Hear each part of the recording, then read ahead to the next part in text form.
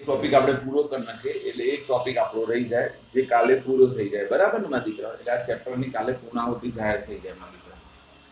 જો બેટા, આપણે એક ટોપિક ભણતા હતા, મને યાદ છે ત્યાં સુધી એમિનો એસિડની વાત કરતા હતા. કોની બેટા? એમિનો એસિડની. તો આપણે વાત કરીએ પહેલાનું એમિનો એસિડ નામકરણ કેવી રીતે થયું. તો આમાં એક ક્રિયાશીલ સમૂહ તરીકે એમિનો હોય એટલે NH2 હોય, અને બીજા ક્રિયાશીલ સમૂહ તરીકે શું હોય બેટા? કાર્બોક્સિલિક એસિડ હોય. શું હોય મારા દીકરાઓ? કાર્બોક્સિલિક એસિડ હોય. ખબર છે ને બધાને? આપણે વાત કરી હતી, કોઈને યાદ હોય તો, ના હોય તો વાંધો નહીં. બરાબર યાદ છે બધાને બેટા? યાદ છે? યાદ છે? ઓકે, તો ચાલો પહેલું તૈયાર થઈ જવું જોઈએ. તો બેટા આપણે એમિનો એસિડની વાત કરીએ છીએ, એમાં બે ક્રિયાશીલ સમૂહ આવેલા હોય. કેટલા આવેલા હોય બેટા? બે. કયા કયા બે ક્રિયાશીલ સમૂહ આવેલા હોય બેટા? એક એમિનો અને બીજો હોય બેટા કાર્બોક્સિલિક એસિડ. કયો હોય? એક એમિનો અને બીજો કયો હોય મારા દીકરાઓ? Carboxylic acid. ડન.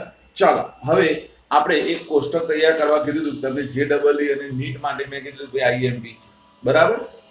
ઓકે, હવે ત્યાંથી પહેલું આવી જાય એમિનો એસિડ સંયોજનનું વર્ગીકરણ.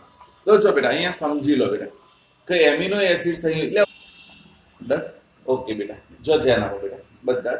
તો હવે અહીંયા સમજવાનું છે બેટા એમિનો એસિડ સંયોજનનું વર્ગીકરણ. તો એમિનો એસિડ સંયોજનને ત્રણ પ્રકારમાં વર્ગીકૃત કરવામાં આવે: એસિડિક, બેઝિક અને તટસ્થ. શું યાદ રાખવાનું બેટા? એસિડિક, બેઝિક અને તટસ્થ. એમિનો એસિડ ત્રણ પ્રકારના હોય. કેટલા પ્રકારના હોય બેટા? ત્રણ પ્રકારના. વેદાંશી કેટલા પ્રકારના માદિકા? ત્રણ પ્રકારના. કેટલા? ત્રણ પ્રકારના.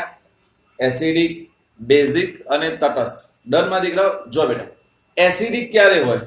તો એવો એમિનો એસિડ કે જેમાં કાર્બોક્સિલિક એસિડની સંખ્યા વધારે હોય. કોની સંખ્યા વધારે હોય બેટા? કાર્બોક્સિલિક એસિડની.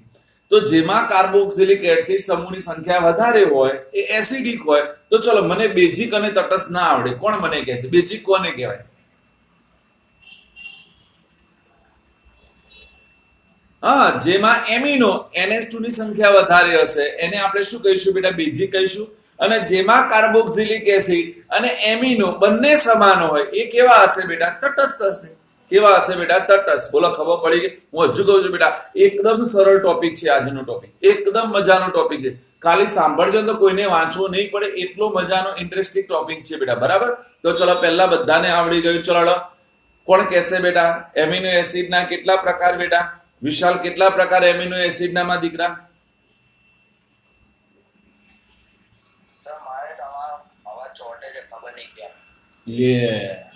મારા ચલો હવે વાળા ધ્રુવી, કેટલા પ્રકાર એમિનો એસિડના? તું એવું ના કહેતી સાહેબ તમારો અવાજ સંભળાતો નહીં. કયા કયા? ઓકે, મૈત્રી પટેલ, એસિડિક ક્યારે કહેવાય? એમિનો એસિડ એસિડિક ક્યારે હોય?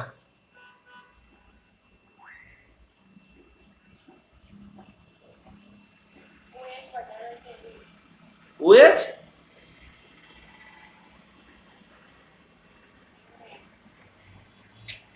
બંસી, બંસી, એમિનો એસિડ ક્યારે એસિડિક હોય? ઓકે, કાર્બોક્સિલિક એસિડ એટલે COOH ની સંખ્યા વધારે હોય ત્યારે. વડાપાવ બેઝિક ક્યારે કહેવાય? વડાપાવ બેઝિક ક્યારે કહેવાય? અંદર લસણની ચટણી ભેગી કરેલી હોય ત્યારે. બોલો, ક્યારે કહેવાય બેઝિક બેટા?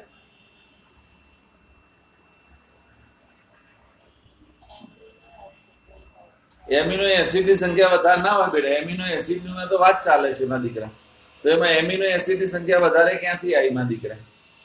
જોશી, જોશી, કોની સંખ્યા વધારે હોય બેટા? NH2 એટલે એમિનો સમૂહ. કયો આવશે? NH2 એટલે એમિનો સમૂહ. ઓકે, તટસ્થ ક્યારે હોય? જોશી, પેલે સોરી ઉપાધ્યાય, તટસ્થ ક્યારે હોય? ઓકે, એટલે એક વર્ગીકરણ આવડી ગયું બધાને કે એમિનો એસિડને ત્રણ પ્રકારમાં વર્ગીકૃત કરવામાં આવે: એસિડિક, બેઝિક અને તટસ્થ. કયા કયા બેટા? એસિડિક, બેઝિક અને COOH સમૂહની સંખ્યા વધારે હોય તો એસિડિક, NH2 ની સંખ્યા વધારે હોય તો બેઝિક, બંનેની સમાન હોય તો તટસ્થ બેટા. ઓકે, બીજું વર્ગીકરણ જો બેટા, હવે એમની જરૂરિયાત શરીરમાં સંશ્લેષણને આધારે બે પ્રકાર છે. જે એસિડનું, જે એમિનો એસિડનું શરીરમાં સંશ્લેષણ એટલે શરીરમાં જ ઉત્પન્ન થઈ શકતા હોય એને બિન આવશ્યક એમિનો એસિડ કહેવાય. કયા કહેવાય બેટા? બિન આવશ્યક એમિનો એસિડ. કેમ બિન આવશ્યક એસિડ કે એમિનો એસિડ કીધા? કારણ કે બેટા મારે એની જરૂરિયાત નથી. કેમ? મારે બહારથી ઉમેરવા પડતા જ નથી. ઓલરેડી મારા શરીરમાં ઉત્પન્ન થાય છે. હા ને? શરીરમાં જે ઉત્પન્ન થતા હોય એને કેવા કહેવાય બેટા? બિન આવશ્યક એમિનો એસિડ. ડન? અને વિચાર કરો હવે જે શરીરમાં ઉત્પન્ન ના થતા હોય બેટા એવા એમિનો એસિડને મારે શું કરવા પડે? બહારથી લેવા પડે. બહારથી ખોરાક દ્વારા શું કરવા પડે બેટા? લેવા પડે. એટલે એને કહેવાય આવશ્યક એમિનો એસિડ કહેવાય. કયા કહેવાય બેટા? આવશ્યક એમિનો એસિડ. તો ચલો બેટા, શરીરમાં સંશ્લેષણને આધારે બે પ્રકાર. જો પહેલો પ્રકાર છે એના ક્રિયાશીલ સમૂહને આધારે. ક્રિયાશીલ સમૂહને આધારે ત્રણ પ્રકાર દેખાય: એસિડિક, બેઝિક અને તટસ્થ. શરીરમાં સંશ્લેષણને આધારે બે પ્રકાર બેટા: બિન આવશ્યક એમિનો એસિડ અને આવશ્યક એમિનો એસિડ. કયા હશે બેટા? બિન આવશ્યક એમિનો એસિડ અને આવશ્યક એમિનો એસિડ. બિન આવશ્યક એમિનો એસિડ એટલે જે એમિનો એસિડનું સંશ્લેષણ શરીરમાં જ થતું હોય તેવા એમિનો એસિડને બિન આવશ્યક એમિનો એસિડ કહે છે. અને જે એમિનો એસિડનું સંશ્લેષણ શરીરમાં થતું નથી એટલે કે જેને ખોરાક દ્વારા લેવામાં આવે છે તેને આવશ્યક એમિનો એસિડ કહે છે. ડન બેટા? બોલો, ખબર પડી ગઈ? હવે જો આપણે જે કોષ્ટક તૈયાર કરવા આપ્યું હતું એમાં કોષ્ટકમાં જે ફૂંદડી કરેલી છે દેખાય છે ફૂંદડી બેટા? એ બધા જ આવશ્યક એમિનો એસિડ છે બેટા, બધા. હા, એટલે એનો મતલબ એ મારે બહારથી લેવા પડે. ક્યાંથી લેવા પડે એમાં દીકરાઓ? બહારથી લેવા પડે. બોલો, આટલા સુધી બધાને આવડી ગયું બેટા? બોલો, આટલા સુધી ડન? કોઈને પ્રોબ્લેમ અહીંયા સુધી? જો આજે ભણ્યા ટોપિકમાં બે ટોપિક ભણ્યા બેટા. પહેલું એના ક્રિયાશીલ સમૂહને આધારે વર્ગીકરણ અને બીજું એના સંશ્લેષણને આધારે વર્ગીકરણ બેટા. ડન ને? ચલો, હવે મારે એના ગુણધર્મો ભણવા છે. તો ગુણધર્મોમાં પહેલો ગુણધર્મ એને એવો કીધું બેટા કે મારા એમિનો એસિડ કેવા છે. એટલે વિશાલ વારંવાર કેમ આવે છે બેટા? પ્રોબ્લેમ છે વિશાલ તારે બેટા? વિશાલ આજે દિવસ 4 વખત મેં એડ કર્યો. જો બેટા હવે એમિનો એસિડ કેવા છે તો એમિનો એસિડ યાદ રાખો બેટા સ્ફટિકમય છે. પહેલા ઊંચા ગલન બિંદુ ધરાવે છે.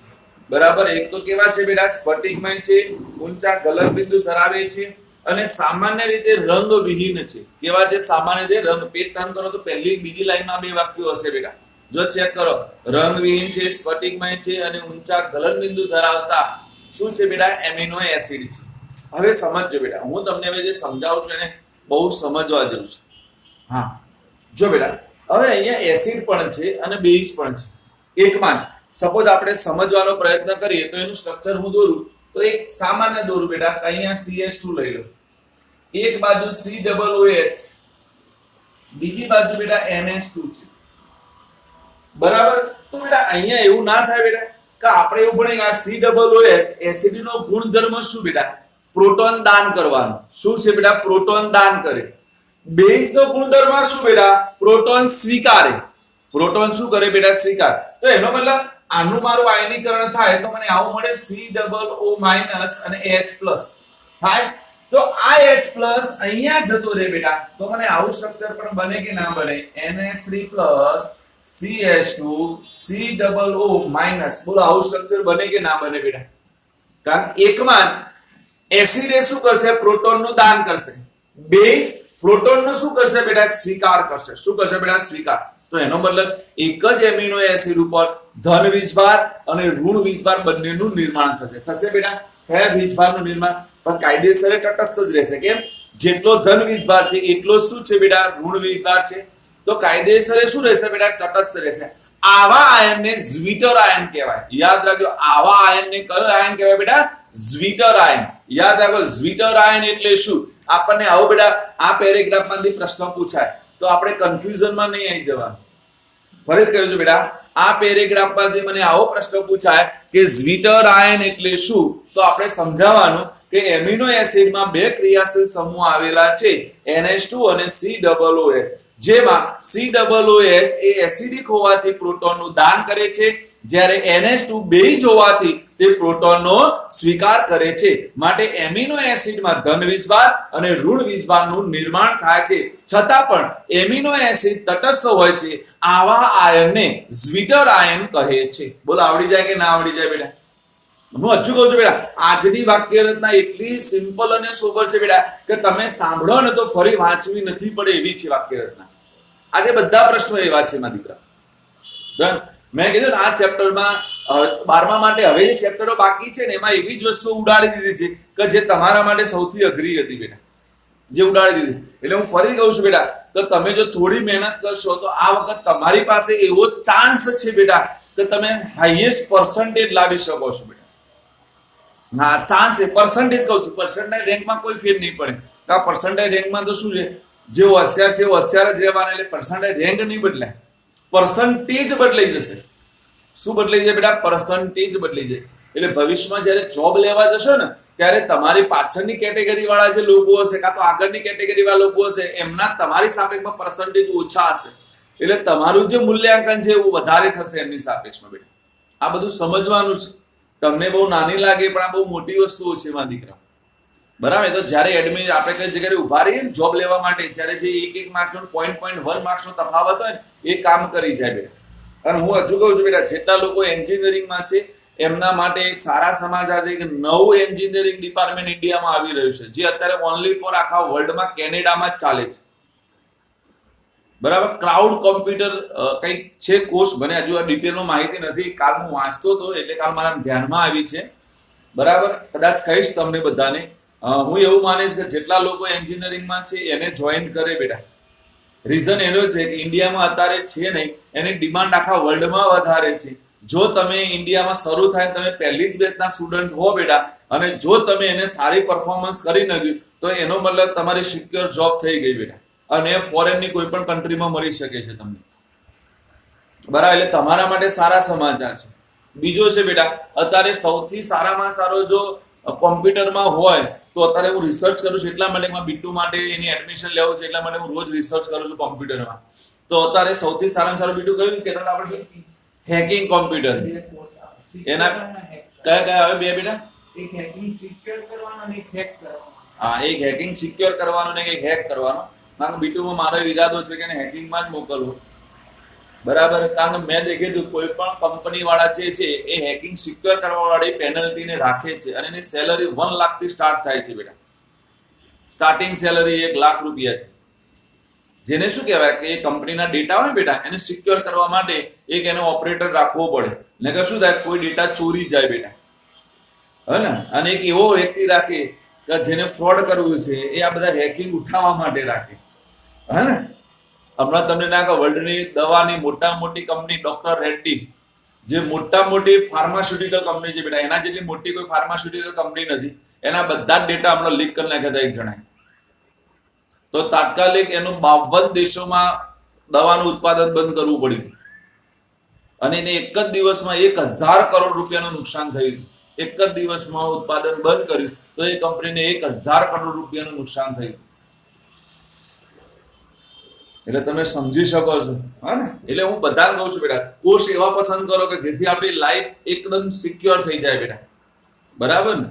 હા, હકીકત છે બેટા, પસંદગી એવી હોવી જોઈએ. નહીં તો શું થાય કે આપણને ગાઈડન્સ ના મળ્યું હોય બેટા, આપણે ખોટા રસ્તે જતા રહીએ, આપણી ભલે કેપેસિટી હોય છે તો આપણે બેટા આપણે કંઈ કરી ના શકીએ, બરાબર ને મારા દીકરાઓ? એટલે તમારા માટે સારી વાત છે, એન્જિનિયરિંગના લોકો છે એના માટે, કારણ હું અત્યારે સંશોધન એમાં બહુ કરી રહ્યો છું, એનો ફાયદો તમને કદાચ મળશે બધાને. ડરમાં દીકરાઓ? તો જો બેટા સમજીશું તો અહીંયા 3 પ્રશ્નો આવડી ગયા. કયા 3 પ્રશ્નોમાં દીકરાઓ આવડી ગયા? બોલો ફટાફટ આવડી ગયા. એક તો ક્રિયાશીલ સમૂહને આધારે એમિનો એસિડનું વર્ગીકરણ, સંશ્લેષણને આધારે એમિનો એસિડનું વર્ગીકરણ, ઝ્વિટર આયન એટલે શું? ડનમાં દીકરાઓ? ડન બેટા? જો હવે ઝ્વિટર આયનમાં શું કીધું એને કે બેટા આપણો ઝ્વિટર આયન હોય, મેં તમને પહેલા કીધું તટસ્થ જ હોય. કેમ તટસ્થ હોય બેટા? કે જેટલા કાર્બોક્સિલિક એસિડ સમૂહ એટલા આવેલા હોય એટલા જ એમિનો સમૂહ આવેલા. કાર્બોક્સિલિક એસિડ ઉપર જેટલા પ્રોટોનનું દાન થાય એટલા જ એમિનો એસિડ એ પ્રોટોનનો સ્વીકાર કરે. પણ યાદ રાખજો, બંને ઉપર ધન વીજભાર અને ઋણ વીજભાર હોવાથી એને ધ્રુવીય સંયોજનો કહેવાય બેટા. કયા કહેવાય બેટા? ધ્રુવીય કહેવાય. અને વિચાર કરો મારા દીકરાઓ, મને જવાબ આપજો. ધ્રુવીય સંયોજનો હોય તો ધ્રુવીય દ્રાવકોમાં કેવા થઈ જાય? દ્રાવ્ય થાય કે ન થાય? તો ધ્રુવીય દ્રાવક એટલે પાણીમાં એની સોલ્યુબિલિટી કેવી થઈ જાય બેટા? વધી જાય કે ના વધી જાય? એટલે પાણીમાં વધારે દ્રાવ્ય થાય. બીજો સમજાવો, જો એના કરતા બીજો. ચલો બેટા, હવે બધા ધ્યાન આવે, લોજિકલી સમજવું છે બેટા. મારે એવું સાબિત કરવું છે કે એમિનો એસિડ, આપણને આવો પ્રશ્ન પૂછાય કે એમિનો એસિડ એ ઉભય ગુણધર્મી છે, સમજાવો. કાં તો ઉભયધર્મી છે સમજાવો.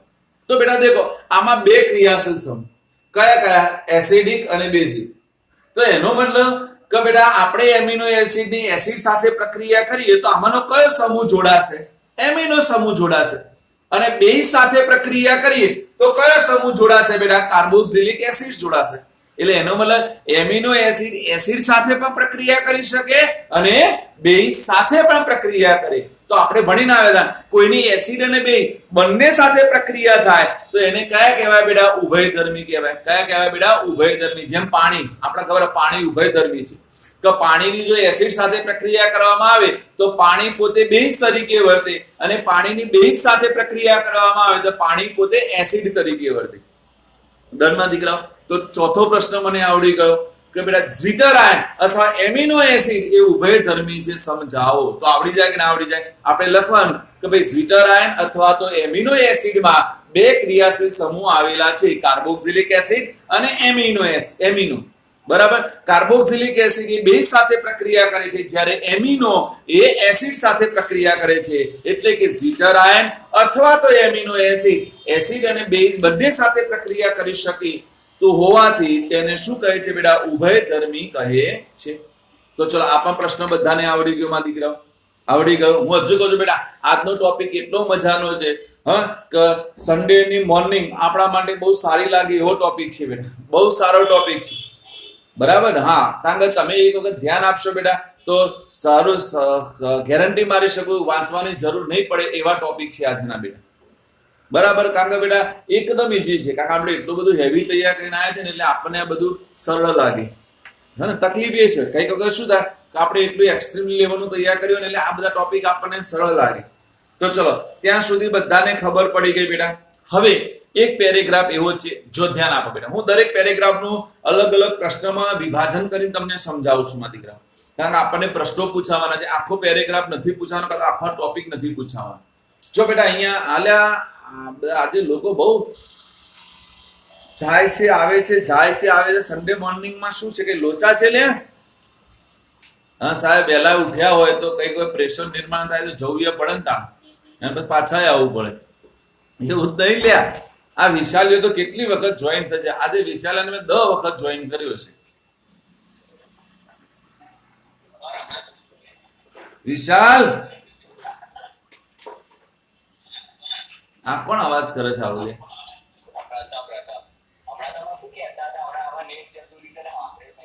હારું તે ના સાંભળ્યું તો હારું બેટા.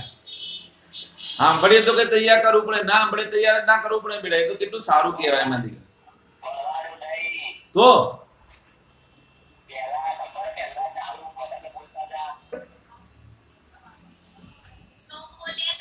મને કઈ ખબર નહીં બેટા. હું કેમ બોલતો જ નહીં. ચલો બેટા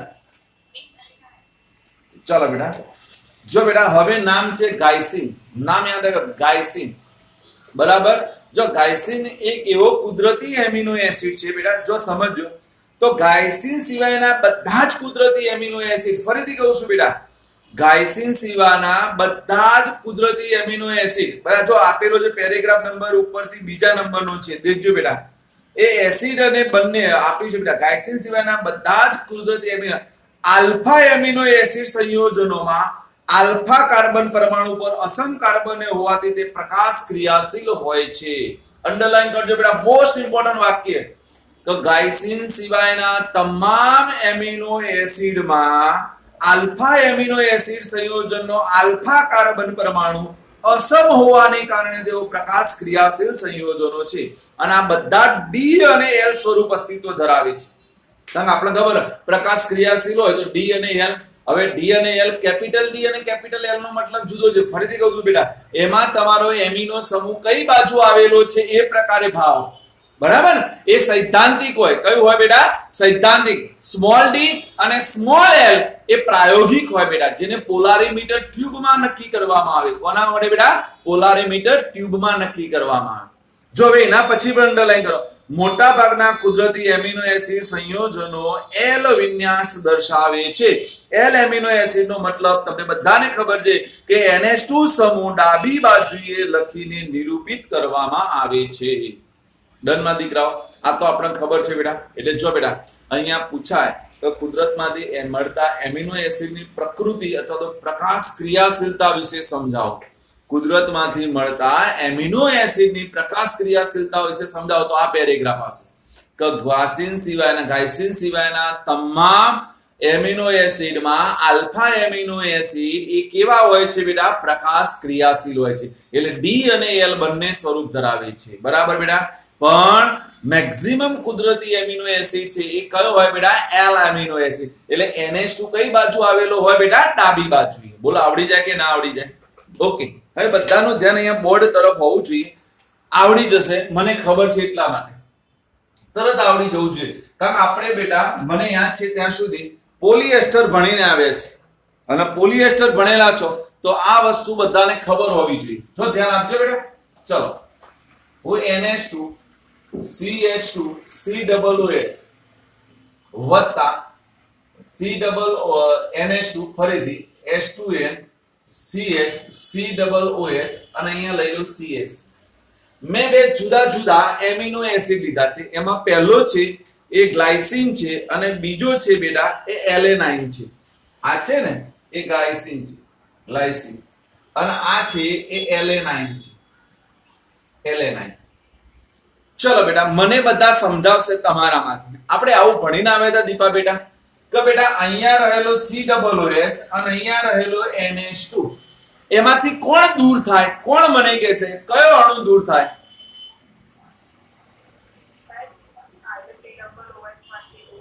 જો બેટા આમાંથી આપણે પાણીનું અણુ દૂર કરતા હતા જો ખબર હોય તો આ OH આપે ના H આપે તો આપણે આવું લખતા હતા માં દીકરાઓ જો યાદ હોય તો. આનો CO આનો વધી જાય બેટા NH અને આપણે આવું સ્ટ્રક્ચર લખતા હતા માં દીકરાઓ. યાદ આવે છે? આપણો આ બંધ બનતો હતો જેને આપણે એમાઇડ બંધ કહેતા હતા. કયો બંધ કહેતા હતા બેટા? એમાઇડ. કયો કહેતા બેટા? એમાઇડ. યાદ આવે છે બેટા? હા, એટલે બધા પોલીએમાઇડ સંયોજનો છે. નાયલોન 6, નાયલોન 6, નાયલોન 6, નાયલોન 2 એ બધા પોલીએમાઇડ બનાવતા હતા. શું બનાવતા બેટા? પોલીએમાઇડ. શું બનાવતા બેટા? પોલીએમાઇડ. યાદ આવે તો માં દીકરા. ડન. તો અહીંયા પણ શું કીધું બેટા? જો હવે સમજો. હવે જે મારે કહેવાનું છે ને સમજાવવું છે, થોડું મજા આવે એવું કામકાજ છે. પ્રશ્ન આવો છે પ્રોટીન સંયોજનનું બંધારણ જણાવો. આવો પ્રશ્ન પૂછાય. પ્રોટીન સંયોજનનું બંધારણ ગમશે. ઓકે, જો બેટા આ ટોપિક કટ નથી. આ ટોપિકમાં તમારે આટલું ભણવાનું છે માં દીકરા. એક એનું બંધારણ ભણવાનું છે, રેસામય પ્રોટીન અને ગોલીય પ્રોટીન આ બે ટોપિક ભણવાના છે. એના પછીના ટોપિક બધા કટ છે બેટા. બરાબર? ડન માં દીકરાઓ. એવું તમને કહીશ બેટા. મેં તમને કીધું હતું પણ એ દિવસે ફરીથી આજે યાદ અપાઈ દઉં બેટા. જો બેટા ગોલીય પ્રોટીન સુધી છે એના પછીનો ટોપિક મેં કીધું તો તમારે તૈયાર નથી કરવાનું માં દીકરા. ગોલીય પ્રોટીનના ઉપરની 4 લાઈન છે બેટા એ 4 લાઈન સુધી એ પેજ ઉપર દેખવાનું છે. એના પછીનું કશું દેખવાનું નથી તમારે. ડન? ઓકે. જો બેટા હવે દેખો બેટા અહીંયા આપણે સમજવાનું છે કે બેટા અહીંયા કાર્બોક્સિલિક એસિડ અને એમાઇન સમૂહ જોડાઈ મને એમાઇડ મળે તો આવા બંધનું નામ છે બેટા પેપ્ટાઇડ બંધ કહેવાય. કયો બંધ કહેવાય બેટા? પેપ્ટાઇડ બંધ. નામ યાદ રાખીજો. કયો બંધ કહેવાય બેટા? પેપ્ટાઇડ.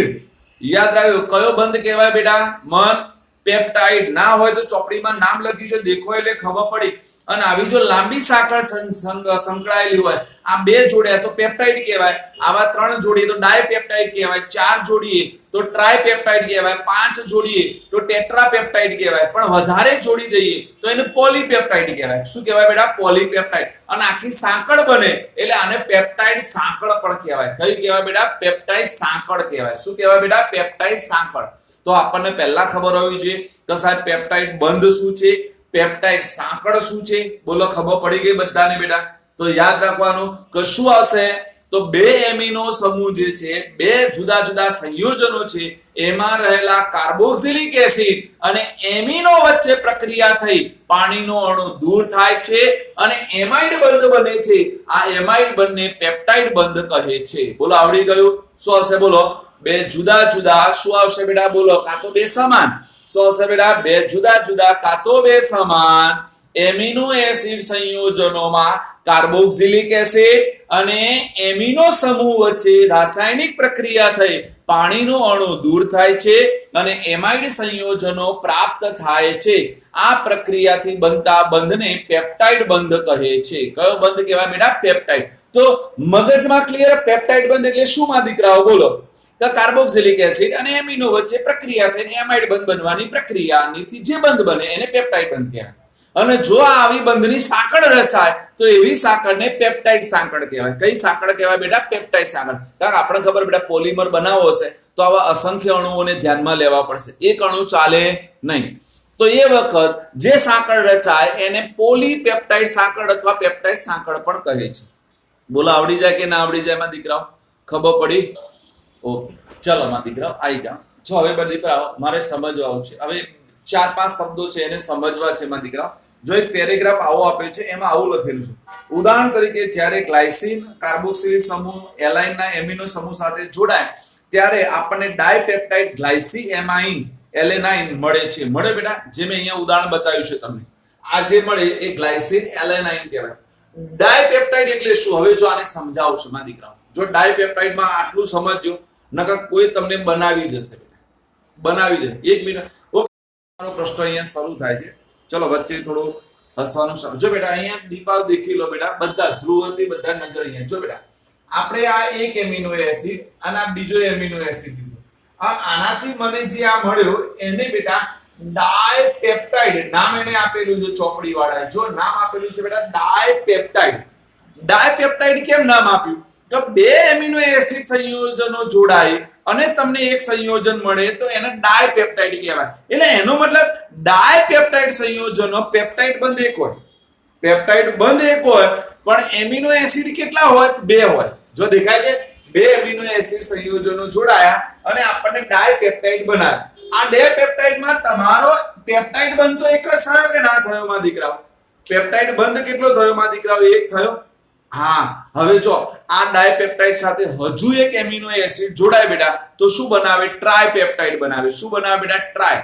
તો એનો મતલબ ટ્રાયપેપ્ટાઇડમાં તમારા પેપ્ટાઇડ બંધ કેટલા હોય? 2 હોય. તો તમારે શું યાદ રાખવાનું કે કેટલા પેપ્ટાઇડ એમિનો એસિડ છે જે હોય એના કરતા એક ઓછો એ તમારો પેપ્ટાઇડ બંધ હોય. એના કરતા એક ઓછો. એટલે પરીક્ષામાં શું પૂછ્યું છે બેટા એ સમજજો. આપણને પૂછાય કે ડાયપેપ્ટાઇડ સંયોજનોમાં એમિનો એસિડ કેટલા હોય? તો ડાય છે માટે એમિનો એસિડ 2 હોય. કેટલા હોય? 2. ડાયપેપ્ટાઇડ સંયોજનોમાં પેપ્ટાઇડ બંધ કેટલા હોય? તો 2 - 1 એટલે એક પેપ્ટાઇડ બંધ હોય. આવડે? તો હું એવું કહી દઉં બેટા નેનો પેપ્ટાઇડ સંયોજનોમાં એમિનો એસિડ કેટલા? નેનો પેપ્ટાઇડ સંયોજનોમાં એમિનો એસિડ સંયોજનો કેટલા? તો 9. કેટલા થાય? 9. નેનો એટલે 9. પણ નેનો પેપ્ટાઇડ સંયોજનોમાં એમિનો એસિડ સંયોજનોમાં પેપ્ટાઇડ બંધ કેટલા? તો 8. કેટલા થાય બેટા? 8. બોલો, ખબર પડી બધાને? બોલો, બધાને ખબર પડી બેટા? શું યાદ રાખીશું કે બેટા તમને જેટલા પેપ્ટાઇડ સંયોજનો કીધા છે એટલા જ એમાં એમિનો એસિડ હોય. ડાયપેપ્ટાઇડ તો એમિનો એસિડ 2 -1 તમારા પેપ્ટાઇડ બંધ. -1 તમારા પેપ્ટાઇડ બંધ. આ યાદ રાખવાનું. એક સૂત્ર મારા મગજમાં ક્લિયર હોવું જોઈએ. ડન માં દીકરાઓ? વિધિશ ખબર પડી માં દીકરા કે ના પડી? શું યાદ રાખીશું માં દીકરાઓ? ફરીથી કહી દઉં કે તમને જેટલા પેપ્ટાઇડ એમિનો એસિડ કે એટલા જ એમિનો એસિડ સંયોજનો એમાંથી એક બાદ કરો એટલો તમારો પેપ્ટાઇડ બંધ. ડન? ઓકે, ડન થઈ ગયું બધાને માં દીકરાઓ? ડન વેદાંશી? યસ યા નો? વડાપાવ? યસ યા નો? હા, ડોકી હલાવી દે એમ શાંતિથી. ગામડે કે અહીંયા વડાપાવ? આવી ગયા? વાહ ભાઈ વાહ. તો હવે દિવાળી ગામડે નહીં જવાનું પાછું?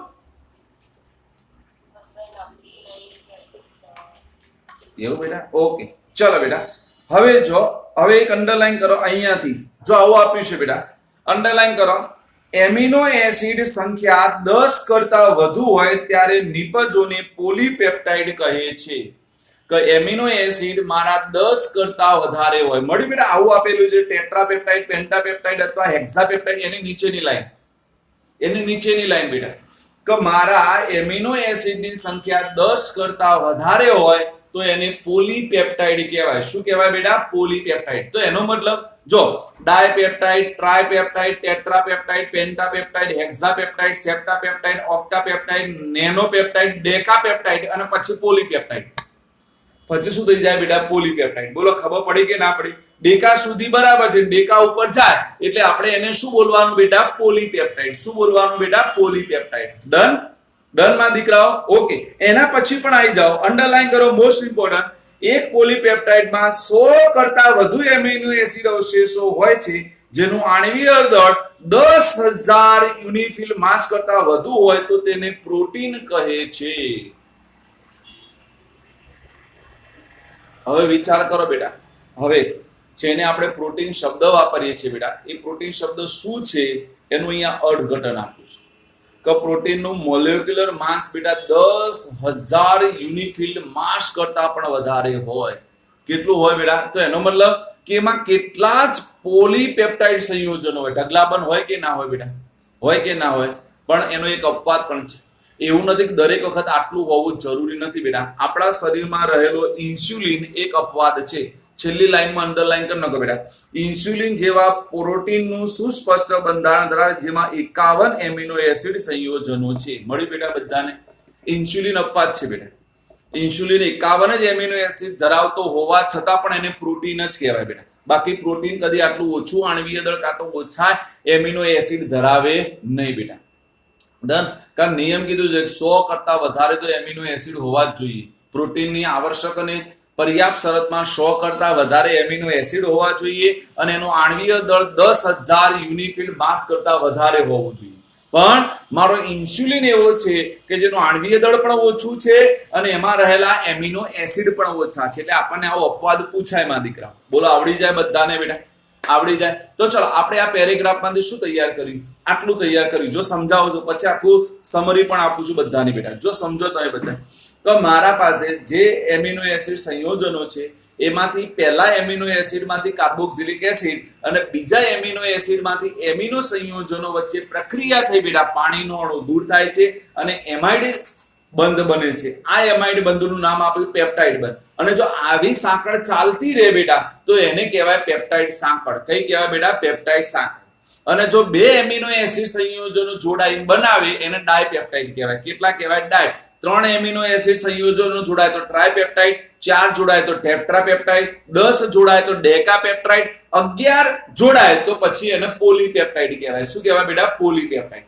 પછી એને કીધું કે જો આ એમિનો એસિડ 100 કરતા વધારે હોય અને એનું આણ્વીય દળ બેટા 10,000 કરતા વધારે થઈ જાય તો એને પછી પ્રોટીન કહેવાય. શું કહેવાય બેટા? પ્રોટીન કહેવાય. પણ અહીંયા અપવાદમાં છે બેટા ઇન્સ્યુલિન. કયું છે બેટા? ઇન્સ્યુલિન. કે એમાં 51 એમિનો એસિડ અને ઓછું આણ્વીય દળ ધરાવતા હોવા છતાં પણ એ પ્રોટીન છે. શું છે બેટા? પ્રોટીન છે. બોલો આવડી ગયું બધાને બેટા? આવડી ગયું? પાક્કા પાયે? ઓકે. એના પછીનો પ્રશ્ન દેખો. એના પછીનો અંડરલાઈન કરો. પ્રોટીન સંયોજનો તેમના આણ્વીય આકારને આધારે બે પ્રકારમાં વર્ગીકૃત થાય છે. જો શબ્દ સમજ્યો, આણ્વીય આકારને આધારે, તો બેટા જો આપણને કયો શબ્દ પૂછાય છે એ શબ્દને આધારે જવાબ આપવાનો. જો આગળ પણ આપણે દેખ્યું એમિનો એસિડ નું બેટા ક્રિયાશીલ સમૂહને આધારે 3 પ્રકારમાં વિભાજિત કર્યા બેટા, એસિડિક, બેઝિક અને તટસ્થ. સંશ્લેષણને આધારે 2 પ્રકારમાં આપણે વિભાજિત કર્યું બેટા, બિન આવશ્યક અને આવશ્યક. પછી એના ગુણધર્મોમાં આપણે જ્વિટર આયનની વાત કરી માં દીકરાઓ. જ્વિટર આયનની વાત પૂરી થઈ એટલે પછી આપણે ગ્લાયસિનની વાત કરી બેટા. ગ્લાયસિનની વાત પૂરી થઈ એટલે એના બંધારણની આપણે વાત કરી બેટા. અને બંધારણ પછી હવે આવ્યું પ્રોટીનનું વર્ગીકરણ. તો પ્રોટીનમાં આણ્વીય આકારને આધારે 2 પ્રકારમાં વર્ગીકૃત કરવામાં આવે. એક છે રેસામય પ્રોટીન અને બીજું છે માં દીકરાઓ ગોલીય પ્રોટીન. કયા 2 શબ્દો છે બેટા? રેસામય પ્રોટીન અને બીજો શબ્દ છે માં દીકરાઓ ગોલીય પ્રોટીન. યાદ રહેશે? તો ચલો હવે કોને રેસામય પ્રોટીન કહેવાય? તો એને એવું કીધું મારી જે એમિનો એસિડ જે શૃંખલાઓ છે બેટા કાં તો પેપ્ટાઇડ બનશે એ સમાંતર હોવો જોઈએ. શબ્દ આપેલો છે દેખાય છે. જ્યારે પોલીપેપ્ટાઇડ શૃંખલાઓ એકબીજાને સમાંતર ગોઠવાયેલી હોય અને તેઓ એકબીજા સાથે હાઇડ્રોજન બંધ અને ડાયસલ્ફાઇડ બંધથી જોડાયેલા હોય ત્યારે તેઓ રેસામય જેવું બંધારણ ધરાવતા હોવાથી તેમને રેસામય પ્રોટીન કહે છે. તો શબ્દો યાદ કરો કે બેટા મારી જે પોલીપેપ્ટાઇડ શૃંખલાઓ છે પેલા એકબીજાને સમાંતર હોવી જોઈએ. કેવી હોવી જોઈએ? એકબીજાને સમાંતર. શબ્દો પકડો બેટા એટલે આવડી જાય કે મારી પોલીપેપ્ટાઇડ શૃંખલાઓ એકબીજાને સમાંતર હોવી જોઈએ, બે બંધથી જોડાયેલી હોવી જોઈએ. કયા બે બંધથી બેટા? હાઇડ્રોજન બંધ અને બીજો છે બેટા ડાયસલ્ફાઇડ બંધ. કયો બેટા? હાઇડ્રોજન બંધ અને ડાયસલ્ફાઇડ બંધથી જોડાયેલી હોય તો એમનું બંધારણ રેસામય જેવું હોય છે, માટે તેમને રેસામય પ્રોટીન કહે છે. બોલો આવડી જાય. કોને કહેવાય રેસામય પ્રોટીન? ચલો ત્રણ શબ્દો પકડો બેટા કે જેમાં પોલીપેપ્ટાઇડ શૃંખલાઓ સમાંતરે ગોઠવાયેલી હોય. ફટાફટ બધાએ બોલવાનું છે, બધાનું લિપસિંગ મને દેખાવું જોઈએ. જેમાં પોલીપેપ્ટાઇડ શૃંખલાઓ સમાંતરે ગોઠવાયેલી હોય અને જેઓ હાઇડ્રોજન બંધ અને ડાયસલ્ફાઇડ બંધથી જોડાયેલા હોય અને જેમનું બંધારણ રેસામય જેવું હોય તો તેવા પોલીપેપ્ટાઇડને શું કહેવામાં આવે છે? રેસામય પ્રોટીન કહે છે. એટલે ત્રણ શબ્દો પકડવાના. કયા ત્રણ શબ્દો બેટા? બોલો. પોલીપેપ્ટાઇડ શૃંખલાઓ સમાંતર, હાઇડ્રોજન બંધ અને ડાયસલ્ફાઇડ બંધથી જોડાયેલા અને રેસા જેવું બંધારણ. કોના જેવું બેટા? રેસા જેવું બંધારણ. તો એને કહેવાય બેટા રેસામય પ્રોટીન. જો આ રેસામય પ્રોટીન મારા શરીરમાં હોય, ઢગલા બંધ જગ્યાએ, જો એને એક્ઝામ્પલ આપ્યું છે, દેખી લો બેટા. જેના એક્ઝામ્પલમાં આપ્યું છે બેટા કેરેટીન.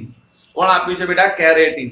જો કેરેટીન ક્યાં હોય? વાળ, ઊન અને રેશમમાં હોય. અને બીજો છે બેટા માયોસિન, જે મારા સ્નાયુઓમાં હોય. શામાં હોય બેટા? સ્નાયુઓમાં. એટલે કયા બે યાદ રાખીશું નામ બેટા? કેરેટીન અને માયોસિન. કયા બેટા? કેરેટીન અને માયોસિન. કેરેટીન શામાં હોય બેટા? એક તો યાદ રાખવાનું, વાળ, ઊન અને રેશમમાં. શામાં બેટા? વાળ, ઊન અને રેશમમાં. માયોસિન શામાં હોય બેટા? સ્નાયુમાં. શામાં હોય? સ્નાયુ. હવે જો રેસાઓ પાણીમાં હંમેશા અદ્રાવ્ય હોય, નહીં તો બેટા આપણે બધાને ખબર કપડા ના બને. જો રેસાઓ પાણીમાં દ્રાવ્ય થઈ જાય તો કપડા બને નહીં. એટલે યાદ રાખવાનું બેટા, રેસાઓ હંમેશા પાણીમાં કેવા હોય બેટા? અદ્રાવ્ય. એટલે રેસામય પ્રોટીન પણ પાણીમાં કેવું છે બેટા? અદ્રાવ્ય છે. કેવું છે બેટા? અદ્રાવ્ય. તો ચલો રેસામય પ્રોટીન વિશે સંપૂર્ણ માહિતી આપણને આવડી ગઈ. બોલો આવડી ગઈ. શું યાદ રાખવાનું? બોલો. પોલીપેપ્ટાઇડ શૃંખલાઓ એકબીજાને સમાંતર. શું યાદ રાખવાનું?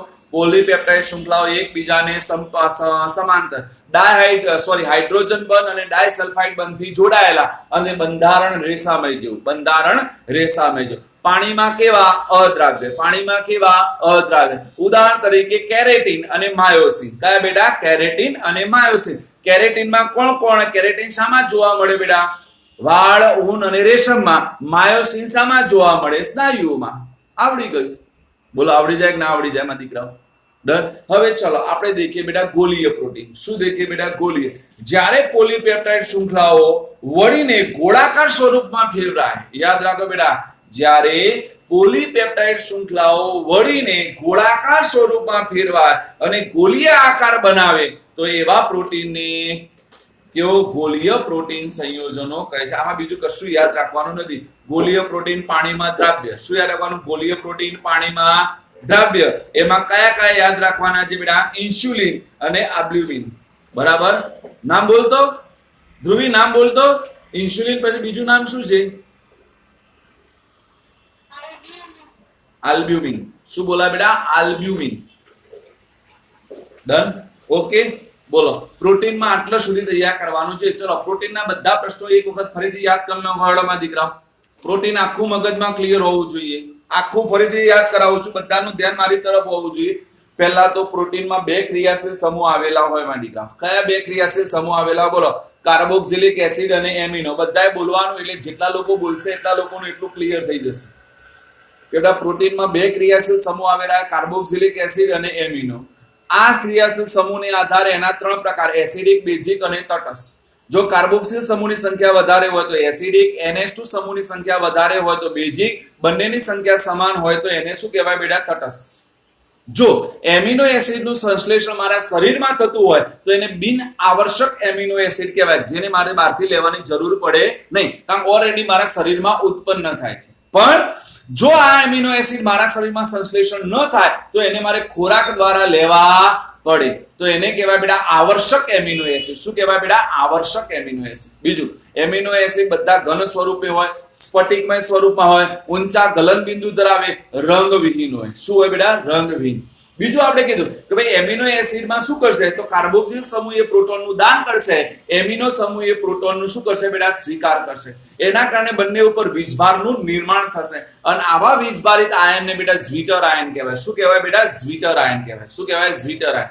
આ ઝ્વિટર આયન એસિડ જોડે પણ પ્રક્રિયા કરી શકે અને બેઝ જોડે પણ પ્રક્રિયા કરી શકે, માટે એને આપણે કહેતા હતા બેટા ઉભયગુણી છે. કેવો છે બેટા ઉભયગુણી છે. ગ્લાયસિન સિવાયના તમામ જે એમિનો એસિડ છે આલ્ફા એમિનો એસિડ એ બધા જ પ્રકાશ ક્રિયાશીલ છે. કેવા છે બેટા પ્રકાશ ક્રિયાશીલ. એટલે ડી અને એલ બંને સ્વરૂપો ધરાવે. કયા ધરાવે ડી અને એલ બંને. પણ કુદરતમાંથી બધા જ એમિનો એસિડ છે એ મેક્સિમમ એલ એમિનો એસિડ છે. કેવા છે બેટા એલ. એટલે એનો મતલબ NH2 સમૂહ એની ડાબી બાજુએ આવેલો છે. ક્યાં આવેલો છે બેટા ડાબી બાજુ.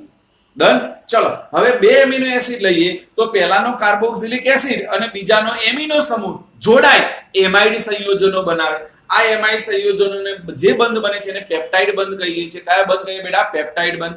અને બે એમિનો એસિડ જોડાય તો ડાયપેપ્ટાઇડ સંયોજનો, ત્રણ એમિનો એસિડ જોડાય તો ટ્રાયપેપ્ટાઇડ સંયોજનો, 10 એમિનો એસિડ જોડાય તો ડેકા પેપ્ટાઇડ સંયોજનો અને 10 કરતા વધારે જોડાય તો બેટા પોલીપેપ્ટાઇડ સંયોજનો કહેવાય બેટા. ડન બેટા. ખબર પડી ગઈ. હવે એને કીધું પ્રોટીન ક્યારે કહેવાય તો જ્યારે આ એમિનો એસિડની સંખ્યા 100 કરતા વધારે હોય. કેટલી હોય 100 કરતા વધારે. આણ્વીય દળ કેટલું હોવું જોઈએ 10,000 યુનિફિલ્ડ માસ કરતા વધારે. કેટલું બેટા 10,000 યુનિફિલ્ડ માસ કરતા વધારે. તો એવા એમિનો એસિડ સંયોજનોને બેટા પ્રોટીન કહેવાય. શું કહેવાય પ્રોટીન. પણ અપવાદ છે બેટા ઇન્સ્યુલિન. કયો છે બેટા ઇન્સ્યુલિન. તો ઇન્સ્યુલિનમાં 51 જ એમિનો એસિડ છે. કેટલા છે બેટા 51 amino acid.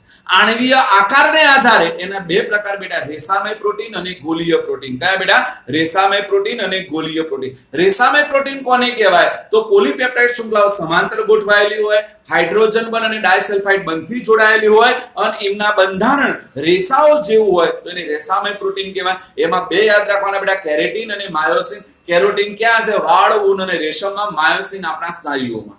Done. Okay. Polypeptide શૃંખલાઓ જો વળીને ગોળાકાર સ્વરૂપે ગોઠવાઈ જાય, કયા સ્વરૂપે ગોળાકાર સ્વરૂપે અને ગોળીય આકાર ધરાવે તો એને ગોળીય પ્રોટીન સંયોજનો કહેવાય. એમાં બે નામ યાદ રાખવાના ઇન્સ્યુલિન અને આલ્બ્યુમિન. Okay done. આખું થઈ ગયું એમિનો એસિડ. શું ના આવડે બેટા ડન. ઓકે. હવે એક ટોપિક બાકી રહ્યો આ ચેપ્ટરનો. કયો બેટા ન્યુક્લિક એસિડ. બરાબર. ન્યુક્લિક એસિડ સંયોજનો એ કાલે દેખીશું આપણે. એટલે કાલે આ ચેપ્ટરની આપણે પૂર્ણાહુતિ કરી નાખીશું. ઓકે માં દીકરાઓ. અને એના પછી હું ચેપ્ટરને પહેલા કીધું